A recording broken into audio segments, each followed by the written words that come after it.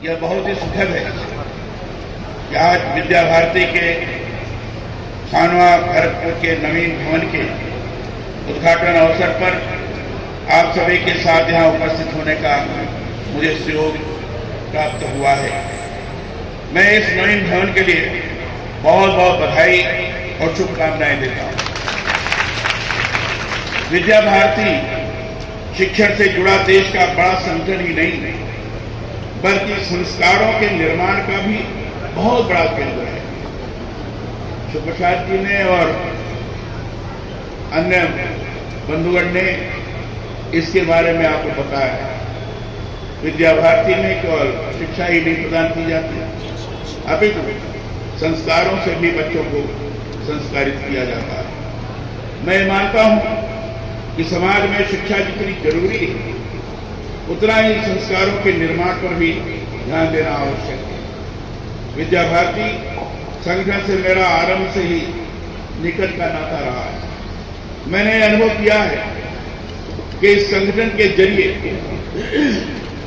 देश में शिक्षा के उन सार्थक मूल्यों के लिए निरंतर कार्य किया गया है और किया जा रहा है जिससे कोई राज्य अपनी संस्कृति और जीवन मूल्यों को बचाए रखने के साथ नई पीढ़ी को इनके लिए तैयार करने का कार्य करता है।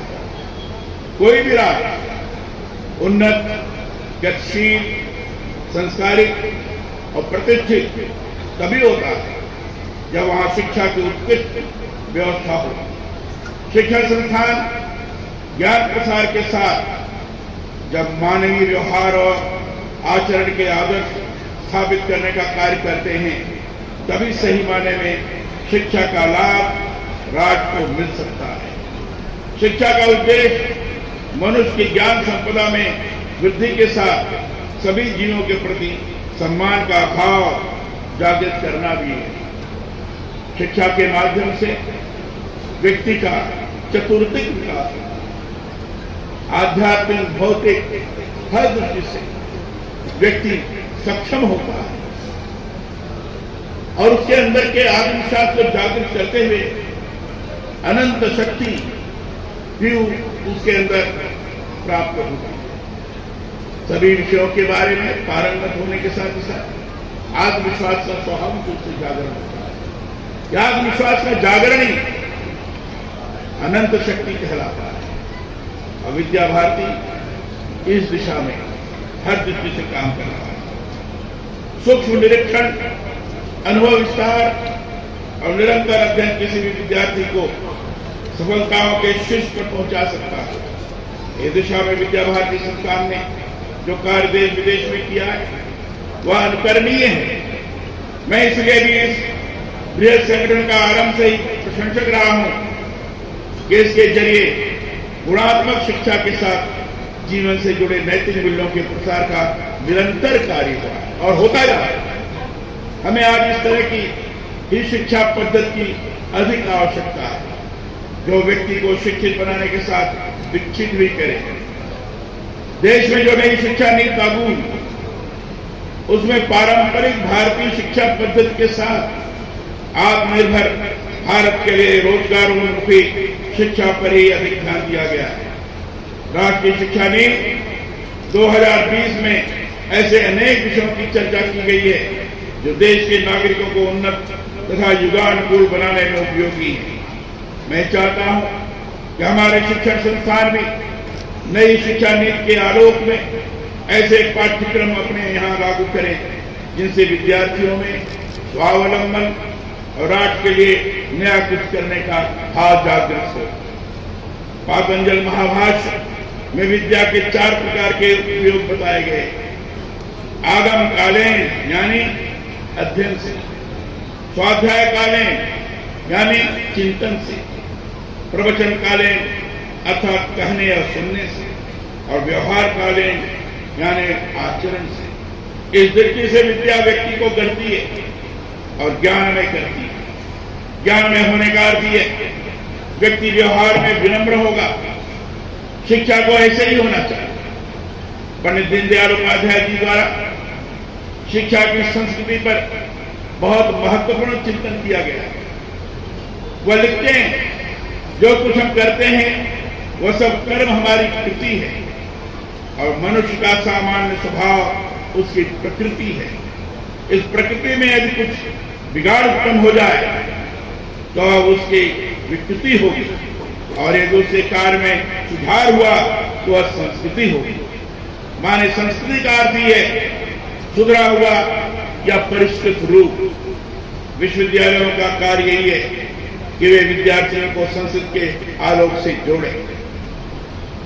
परम पूज्य श्री गुरु जी माधव सदानंद गोलोकर जी की एक बहुत महत्वपूर्ण पुस्तक है, उसका नाम है पंच ऑफ थॉट। मैं जानता हूं कि आप में से बहुत से ऐसे यहाँ हैं जिन्होंने इसका पारायण किया होगा। अपनी इस पुस्तक में उन्होंने अंग्रेजी शिक्षा प्रणाली की चर्चा करते हुए लिखा है कि अंग्रेजों ने अपनी शिक्षा प्रणाली से भारत में परंपरागत चली आई श्रद्धा तथा राष्ट्रीय एकता को नष्ट करने की चेष्टा की।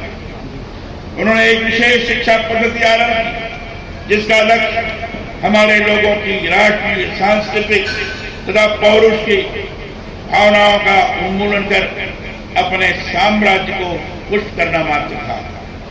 गोलोकर जी ये जानते थे कि जो बीज शिक्षा के अंग्रेजों ने बोए वे आने वाली पीढ़ियों को अपनी संस्कृति से दूर करेंगे।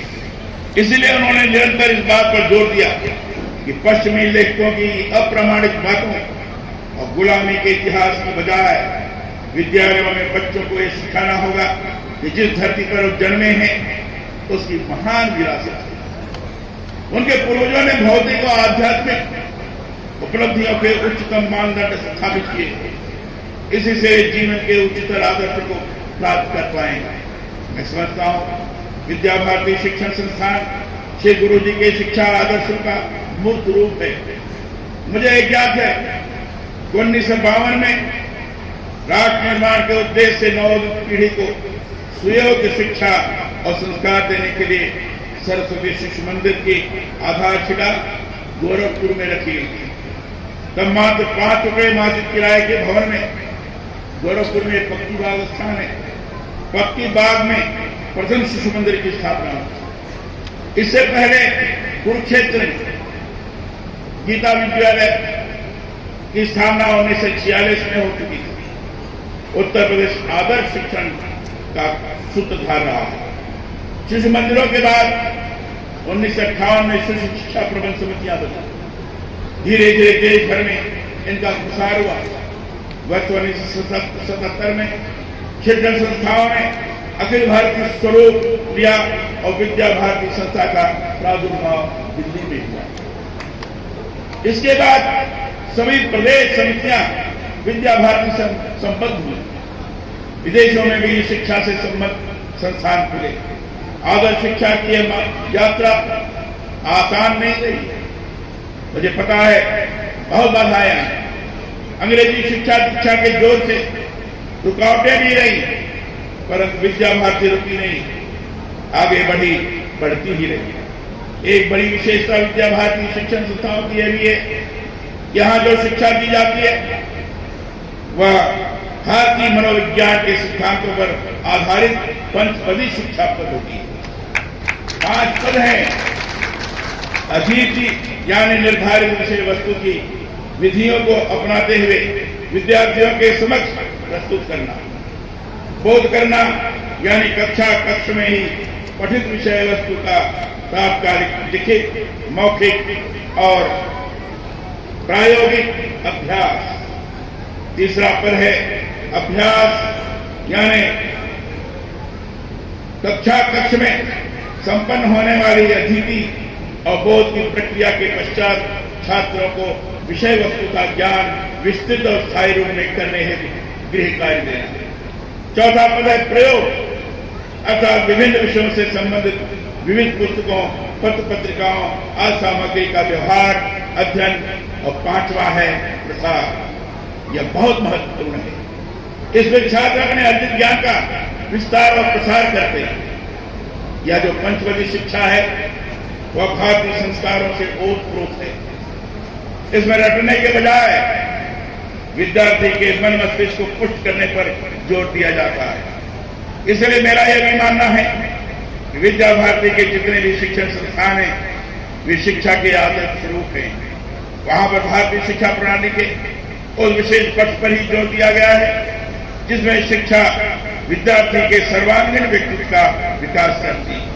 यह जानना सुखद है कि इस समय विद्या भारती अखिल भारतीय शिक्षा संस्थान विश्व के सबसे बड़े गैर सरकारी शिक्षण संस्थान के रूप में 13,000 से अधिक विद्यालयों तथा 13,000 से अधिक संस्कार केंद्रों के रूप में अनौपचारिक शिक्षा केंद्रों के अंतर्गत महती कार्य कर रहा है। यहां 1.5 लाख प्रशिक्षित शिक्षकों द्वारा 35 लाख विद्यार्थियों को संस्कार युक्त शिक्षा दी जा रही है, जो देश के लिए अद्भुत योगदान होगा। यह बहुत महत्वपूर्ण है कि भरतपुर जिले में राणा सांगा के युद्ध स्थली खानुआ में भी विद्या मंदिर संचालित है। इस विद्यालय को और अधिक विकसित करने के लिए association of Indians in America ने जो ये पहल की है वह महत्वपूर्ण है। डॉक्टर उर्मिलेश आर जी को की मैं सराहना करता हूं कि उनके प्रयासों से यह भवन विद्या भारती के लिए प्रदान किया गया है।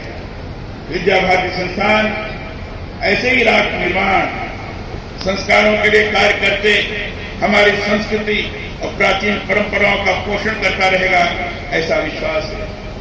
मैं इतना कहना चाहूंगा कि इस समय जो राष्ट्रीय शिक्षा नीति 2020 आपके सामने प्रस्तुत हुई है, आई है, उस शिक्षा नीति के अंदर प्राचीन ज्ञान और इस समय के आधुनिक ज्ञान सबका समन्वित रूप से विकास करते हुए आगे विद्यार्थियों को बढ़ाया जाए, इस प्रकार का प्रावधान है।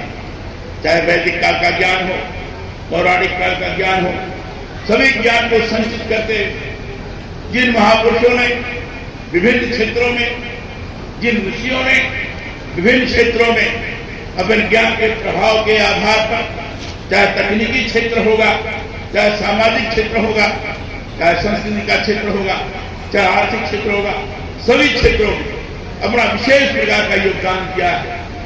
और उस दिशा में आज भी विदेशों में, मैं विदेशों की बात कह रहा हूं, विदेशों में आप आश्चर्य करेंगे, कई जगह सभी पढ़ाई करने के साथ ही साथ वेद का भी अध्ययन कराया जा रहा है। वेद का भी अध्ययन कराया जा रहा है, क्योंकि उनको लगता है वैदिक कालीन शिक्षा अद्भुत रही, उसका ज्ञान होना बहुत आवश्यक है। और उसमें बाहर के जो शिक्षाविद हैं वो भारतीय जो प्राचीन काल में पद्धति रही है उस पद्धति का समुचित तौर पर अध्ययन कर रहे हैं। और अध्ययन करते हुए वहीं से विज्ञान के दृष्टि से हुआ, गणित के हिसाब से हुआ और विभिन्न विषयों के आधार पर हुआ, उसका अध्ययन करते हुए अपने नवाचार करने का प्रयास कर रहे हैं। उससे उनको लगता है कि इसका जितना भी अध्ययन किया जाएगा उससे लाभ प्राप्त होगा। अपने यहां नई शिक्षा नीति के अंदर इसके बारे में जोर दिया गया कि नई शिक्षा नीति में प्राचीन ज्ञान के प्राप्ति की दृष्टि से भी विषय होना चाहिए, ताकि उसे अध्ययन करते हुए लोग अपने यहां की किस प्रकार की व्यवस्था रही है उसको देख सकेंगे। गुलामी काल के अंतर्गत यहाँ के सारे ज्ञान भरी पुस्तकों को समाप्त करने की कोशिश की, नष्ट करने का प्रयास किया गया। चाणक्य ने जो कौटिल्य अर्थशास्त्र जो उन्होंने प्रस्तुत किया था, उनके और भी ग्रंथ थे, सबको भी समाप्त करने का प्रयास किया गया। कुछ काफी मिली। अब कौटिल्य अर्थशास्त्र का अध्ययन करेंगे तो उसमें अर्थशास्त्र भी, हर प्रकार की सामाजिक व्यवस्था, अर्थशास्त्र भी है, नैतिक शास्त्र भी है, विज्ञान का भी है, परंपराएं हैं, संस्कृति है, सबका समन्वित स्वरूप वो कौटिल्य अर्थशास्त्र है।